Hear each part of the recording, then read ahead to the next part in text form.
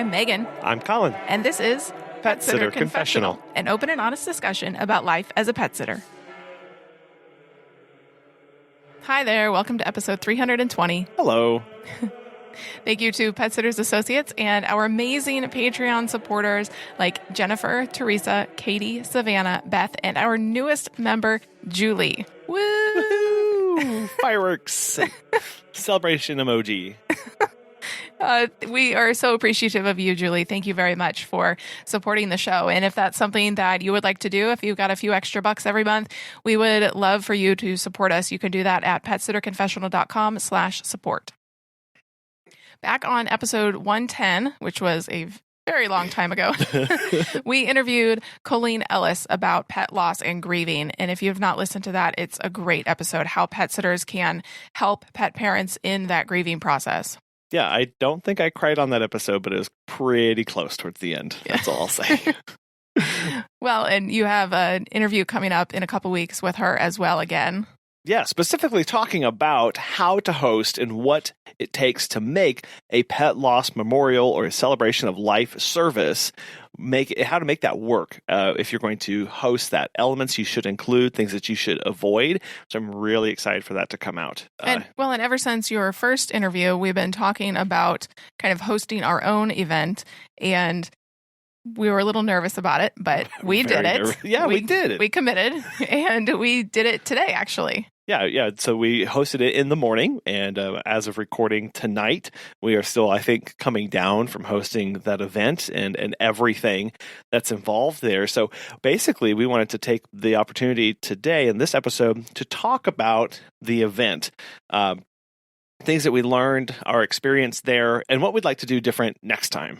Well, and then we want to take a holistic approach to this as well. And if you're not interested in a pet loss memorial service, you can just host another event, small or large, whatever it is. As a pet sitting and dog walking business, I think that it's very important to be connected to your community and to host some sort of event.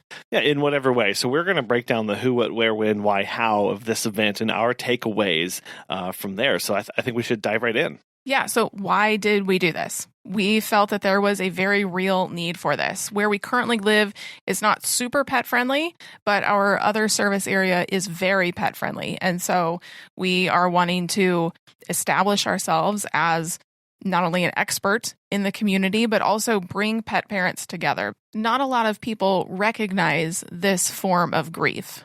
It's a very, very lonely grief and mourning process that we go through when we lose a pet. You know, you go into work the next day and you may tell your coworkers, "Oh, my dog died, so I'm feeling really down right now." Not many people are going to say or suggest, "Oh my gosh, that must hurt an awful lot. Can I do anything for you?" That's what we would expect if we told them a parent, a loved one, a family, sibling, somebody close like that died. But who do you turn to and who do you talk to when you go through this grief? So we recognize that it's very isolating grief. It's very, very lonely.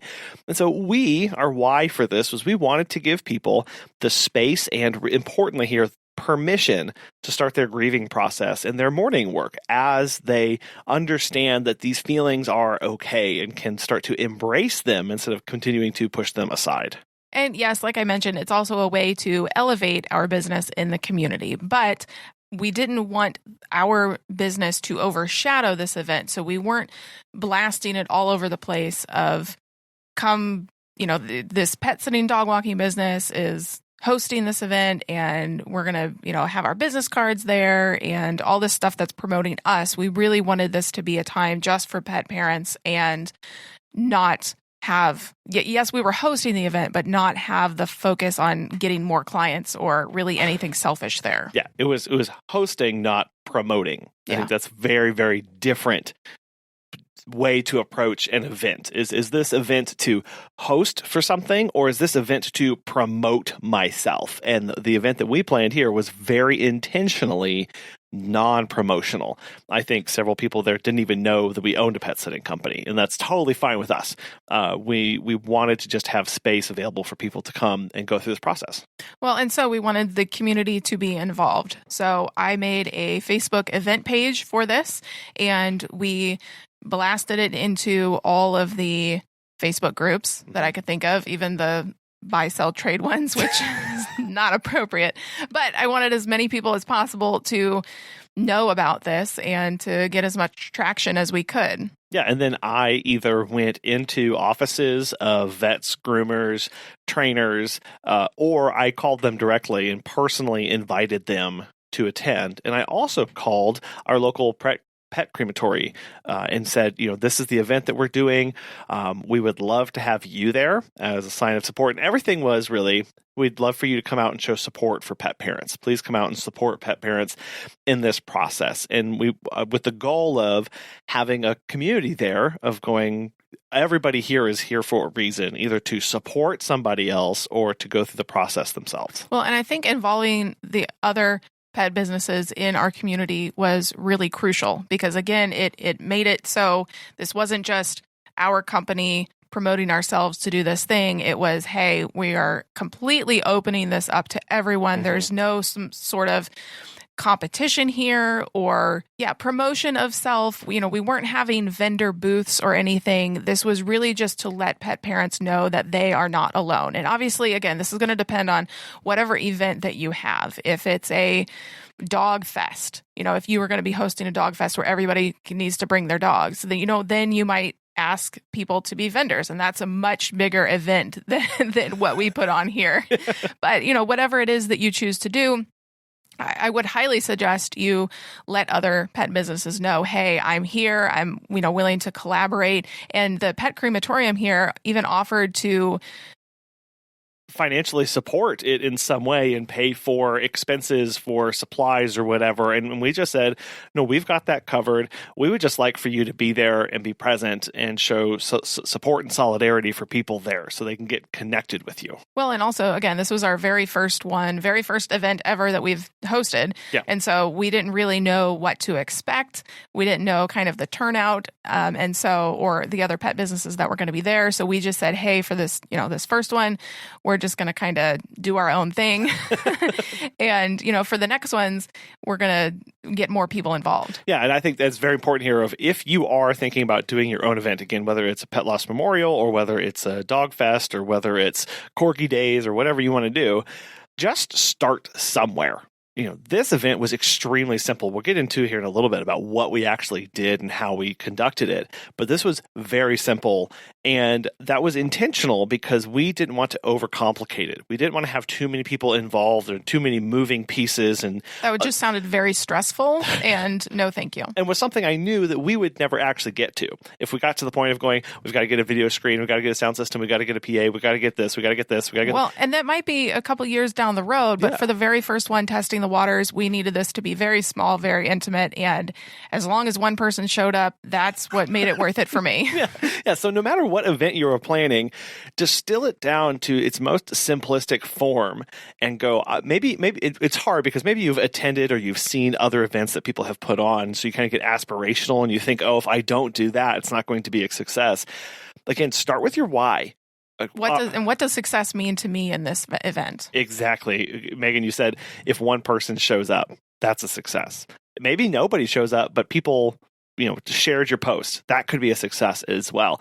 Define that going into this so that you know what you're actually shooting for, and that will kind of help everything else line out. I will say that we also reached out to our local newspaper about this event that we were putting on, and they decided that they wanted to feature us. Yeah, and this was all we did was approach them and say, hi, we are Colin and Megan with Funky Bunch, and we are going to be putting on a pet loss memorial service. And we kind of explained the importance of this is not really a socially acceptable thing, and we want to help bring pet parents together and unite them and let them know that they're not alone. So it was kind of a pitch in a way.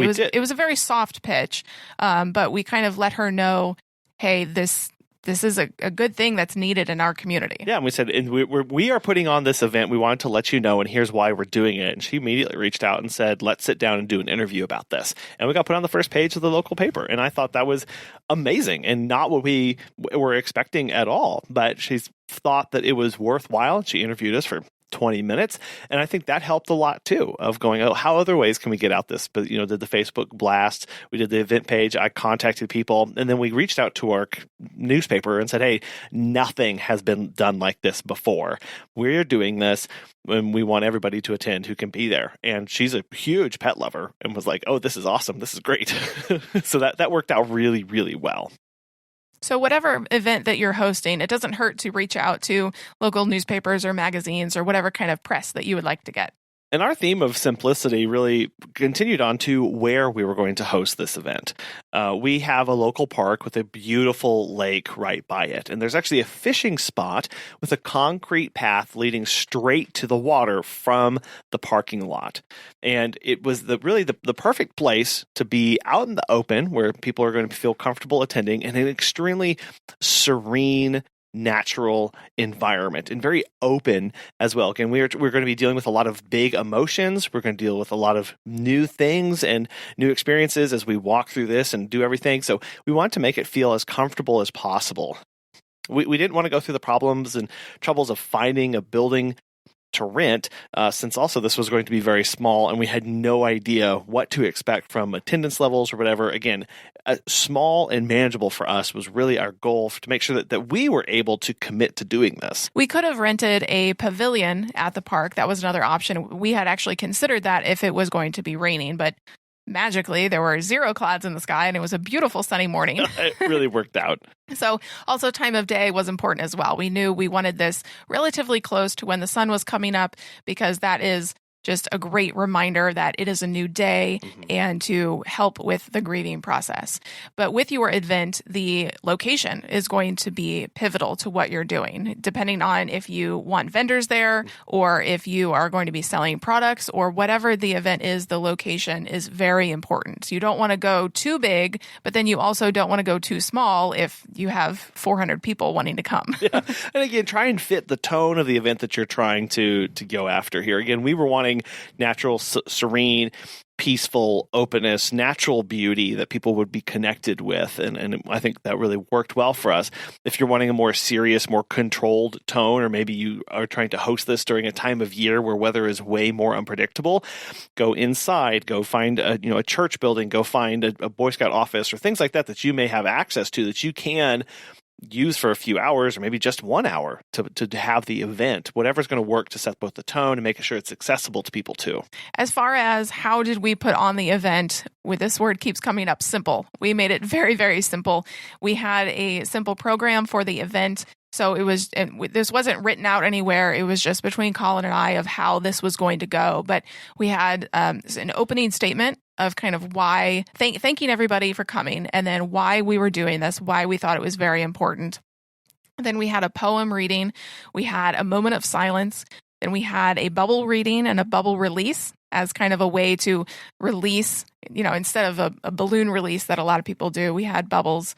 And it was a way to honor the pets and release them into the heavens, basically. Yeah, or release whatever they were holding on to. So part of the poem is releasing guilt or releasing shame or releasing and letting go of them so that they can go and wait for you. And it's a very beautiful poem. And again, we can include resources and stuff like this in the show notes so that you can go find these as well. But it was just a time to do a physical action, get everybody involved. And again, with the sun coming up, it was a really beautiful scene. So if you are somebody who really stresses out and is type A like me and needs everything written out, and you're doing this solo, you don't have a partner doing this with you or a team of people who are going to be helping you with this, maybe have everything written out, line item by line item. The first 5 minutes are this, the second 10 minutes are this, whatever you need, because some people can ad-lib off the cuff stuff like you. Hi.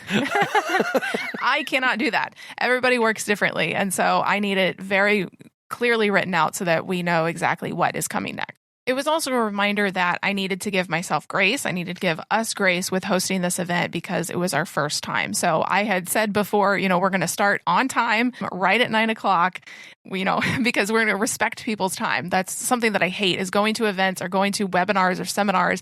And, they always say, we're going to give it a few minutes for people to come in, late. And I can't stand that. So I'm not interested in ever wasting anybody's time, but we did need to give us grace because there were stragglers coming in at the 2-minute after mark. And so I realized that, okay, we need to wait for them to come in. And then after the bubble release, we had the closing remarks. And then because it was a small crowd, we invited them to share in their stories. And we just kind of did some personal approach them and asked them to talk about why they were there and kind of the purpose that they were looking for. And this whole thing seriously took less than 20 minutes. That was it. While people waited, they could put their name, they could put the name of the pet that they were there to honor and grieve on a chalkboard that we had using chalk pins. We also provided a letter template for them to write a letter to their pet and some awesome affirmation cards from Wolfie's Wish. If you've heard of Super Zoo, this year she actually won the Best New Product Award. So that is super exciting for her. And so we bought these affirmation cards to help pet parents as they grieve, in which there's a deck of 30 cards, I think, and whichever one, they have all different sayings, and whichever one the pet owner connects with most, we had them take that with them. Yeah, we had those spread out on a table so they could kind of pick through and see which one they wanted to take. And there's beautiful pictures and drawings on one side and then a more written out affirmation on the back. We had little bubble containers because everybody was going to do a bubble release at the end. So we had those in a little basket. And they were just the ones that you see at weddings. And so that was basically it. The cost of everything was less than $50. We already had a table that we had bought for previous events. And so it wasn't really a whole lot. No, but importantly here, Megan and I, we weren't responsible for how people reacted. Again, what was our why? Creating space. Everyone brought their own needs. We provided a safe space for them to bring that to us and to bring that to the event. That's what it was all about. And so thinking through what physical objects you're going to be taking to the event. So, for us, we have another table that we could have brought, and I think we're going to bring that next year, but our car doesn't really fit that table because the table doesn't fold in. So just thinking, you go to events, if you've been to events before, you know typically what you bring, but it is important to know for this event that you're hosting what you need to bring, because as the host, it may be more things than you typically bring to just a regular vendor event. Well, just like the chalkboard, it was like, oh, we want them to be able to write the name of the pet that they're there to honor. Okay, we need a chalkboard. What kind of chalkboard? How big? How small? What do we need to write on? What kind of pens? Do we want actual chalk? Do we have all that together with us? So just taking back and thinking through steps 3, 4, 5, or 6 to make sure you do have everything complete in your thought process of what you want to have there. Also, make sure you have things prepped before you do this. So I had already opened the marker containers that we were going to use to write the chalkboard on. I had already opened the Wolfie's Wish affirmation cards. We had gotten everything prepped already, the bubbles in the basket and everything, so that I wasn't having to deal with a bunch of trash, in the park and the wind and all that. So we just had everything prepped and ready to go. And then be ready for what people bring to events like this. We had a lady come in, her eyes were filled with tears as she clutched a photo of her cat. And all she wanted was to come, sign her cat's name on the board, and tell others about her cat and how she was struggling more with the loss of her cat than she did with the own loss of her husband. And it was pretty much because the cat was there to help her through the grief of her husband. And now she had nobody to help her through the grief of her cat. And so it was kind of our job as facilitators, as hosts, to be like, it is so great that you showed up here today. Yeah. Like, that was a huge step, because frankly, she only stayed about a couple minutes before her eyes started to just well up. And she said, I this is harder than I thought it was going to be. I can't actually do this. I need to leave. Yeah. And we said, well, we thank you so much for coming today. This was huge that you were able to come and share the picture of your cat and share a little bit about her, and kind of really validating her feelings that, she didn't stay as long as other people, but she at least showed up. She got in her car. She made the trip and talked to us. And that was huge. That was probably a massive step to her healing process. Exactly. And we that the goal was to provide that opportunity for her. We had another lady, she's a little younger. She had just put her dog down in this last July, and she was really struggling with a lot of guilt because she had to make the decision to let her dog go, to make that final call. And she was looking for a place to let that burden go and kind of get some absolution that she had done everything that she could in that moment, because nobody had told her that before. We had a family that brought their kids who were really struggling with the recent passing of their own dog. And the kids absolutely loved the affirmation cards. They grabbed a bunch of letters because they had lost several pets over the years, and they wanted to take those and work on those later. So we really wanted people to be able to not just come and experience something, but also take something with them to continue that process. And so, again, thinking about your event and your why and what your goal is, going, can everything that I want to do be accomplished at this event? If not, what can I give? How can I prep? How can I prompt people to continue working, doing, or evaluating, or whatever you want after they leave? Well, and if you're putting on a super fun, non-sad event, you can have little goodie bags, or if you attend events regularly, tennis balls or poop bag holders, these things are pretty easy. It was just this event that we put on was very specific and more somber than a lot of other events. Yeah, well, in those letters, they were basically just blank sheets with a little prompt at the very beginning. And so we were able to tell them in the closing remarks of, hey, please go grab one of these letters and maybe write a story or tell your pet about the first day that you found them or that you saw them. Tell your pet about what you've been doing since they've passed. Tell your pet that you know that you did everything possible. To just write to them. What would you want them to know right now? And then do whatever you want with that letter. Put it next to their urn, go and bury it with them, send it off to somebody, or just keep it for the future. That's kind of what we wanted to give them, again, that time and space, and people, again, brought what they needed to get out of it. Something you'll get a lot out of is insurance. As pet care professionals, your clients trust you to care for their furry family members. Pet Sitters Associates is here to help. For over 20 years, they've provided thousands of members with quality pet care insurance. Because you work in the pet care industry, you can take your career to the next level with flexible coverage options, client connections, and complete freedom in running your business. Learn why Pet Sitters Associates is the perfect fit for you and get a free quote today at PetsitLLC.com. You can get a discount when joining by clicking Membership Pet Sitter Confessional and using the discount code Confessional at checkout to get $10 off. Check out the benefits of membership and insurance once again at PetsitLLC.com. So, did we learn anything from this? Yes, we did. Hey, look at that. Every experience, something can be learned. It was a small event for us, but we had people grieving 25 different pets. So if this event, if a pet loss memorial service is something that you are thinking about, be ready for really big feelings and think prior how you are going to handle that, what things you should say, what things you should not say, because when people are grieving, they are very emotional, they are very vulnerable. And so trying not to offend them or step on their toes in any way is very crucial. Now, again, if you're putting on a fun dog fest or Great Dane fest or whatever you're doing, having an event at a cattery, these are things that are going to be more lighthearted and more fun. So you won't have people coming crying, but, Well, and I know that whenever we go to pet events, if somebody has their pet, I always ask, oh, who's this? Oh, who's this one? That's a great opener. But these people are bringing not live pets, but memories of dead pets. So we ask every single person, who are you here for today?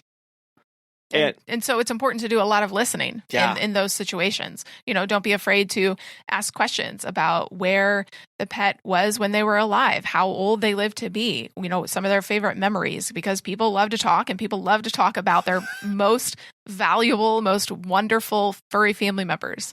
We were wanting to foster a place for them to tell others about the amazing animal that impacted their life in a massive way. And it helps validate that those memories are real, that it was worth it, that their feelings are real. And while we liked the length of it, at least for a small group, we definitely know that we could lengthen the service in some way. And that starts by inviting others in the community to speak and read. So the crematorium guy who had reached out to us and said, hey, I would love to help in some way, we should have taken him up on that. Should have done that. Yes. Because again, the more pet parents can feel like, oh, okay, it's not just this pet sitting company that's putting this on. It's this pet sitting company and this veterinarian and this groomer and this pet crematorium that are all coming together to really help me, the pet owner who's grieving.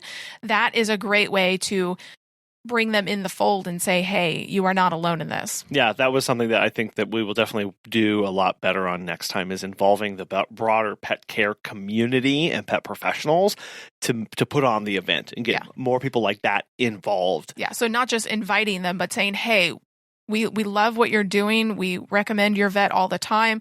Would you be willing to show up at this date and this time to do this thing, whether it's read something or, talk about an important pet care tip or aspect of something that they do in their business. And it's not, in this event, it was not to, again, highlight the awesome things that our company does or, this vet does, but it was, hey, we're all in this together. Yeah, and again, like you said, the purpose of this event was not to get new pet care inquiries, but this event fits with our goal as a company of being there to support pet parents through their entire journey of their pet. Right? That is a big goal of ours. From new puppy to grave, we want to be there for them and then to continue that process. So that's why we want to make this an annual event so that people can, in some sense, look forward to this. It can become another part where to memorialize and honor their own pet. Our goal was to do what we could to help grieving pet owners and get them connected to a community and more resources. The event was super, super simple. Again, not flashy in any stretch of the imagination, but every single person left saying, I needed that. Thank you. Which was pretty impactful because we didn't know what to expect, and at least one person showed up, but not a whole lot of people. And that was okay because the people who came there needed that. Exactly. Yeah. One lady who left, she even came up to us and she said, I wasn't expecting to feel all of this. I guess I needed this more than I knew. So to us, this was a resounding success. A, because we actually put it on, and B, because the people who showed up were supposed to be there. Right? Like that's what is really important to remember when we put on events, is that we have to trust that the people that are supposed to be there will be there. And then what do we need to do? We need to serve them well. Mm-hmm. Serve them with excellence, regardless of whether it's one person, 10 people, 1,000 people. Make sure we're serving them well because they chose to be here. Yeah, they took time out of their day, out of their Saturday morning when they could have literally been doing anything else. It was a beautiful day. They could have been hiking, they could have been sleeping, whatever. But they chose to get in their cars and come to this. And that is huge. Yeah, and interestingly, none of them were our clients. Yeah, no. I knew nobody who was standing out in front of us today.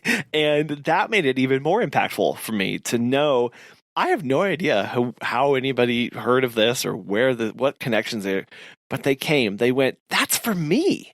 That event, that's what I need to do. That will help me in some way. And they showed up, they did it, and they said thank you. And that's the key, right? We keep coming back to this, but creating that space, creating that time, that whole, if you build it, they will come. Create the space, create the time, create the purpose, and the people who are meant to be there will be there, and trust in that. And that's all you can do with your events. There's not, being frustrated with too little or too much attendance or anything like that. It's going, were the people who showed up, were they served well, were they impacted?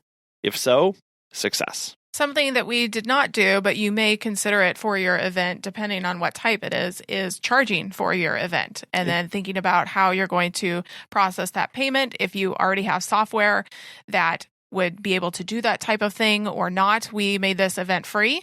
And I don't think that for this event we would ever charge. No, it will continue to be free for sure. Yeah. But if you're doing something on a grander scale, if you're, hiring musicians or getting speakers or something much more grand, you may consider having a ticket price on this. Again, goes back to your purpose and how, once you find your purpose, going, how do I accomplish this? And making sure everything's on the table. Maybe that means I have to charge something to meet this purpose and meet this goal, and being okay with that. So if you make it accessible, if you make it open, people will come.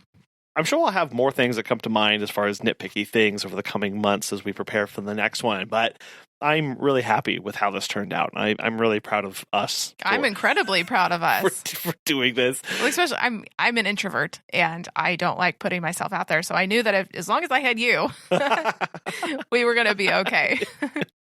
Yeah. Well, and I appreciate that. And I think that we were able to work together well on it and make it worthwhile for people to come and attend. So if you're listening to this and have put on an event, we'd love to hear about what your process was like, what you thought of it, what you put into it, and whether you're going to continue to do them or ideas that you have had for events and maybe you never want to do them again. Either way, we'd love to know and find out. You can let us know at feedback@petsitterconfessional.com, or you can call us and leave a voicemail, 636-360-8260. Business coach Natasha O'Banion is going to answer the question, what do I do about inflation?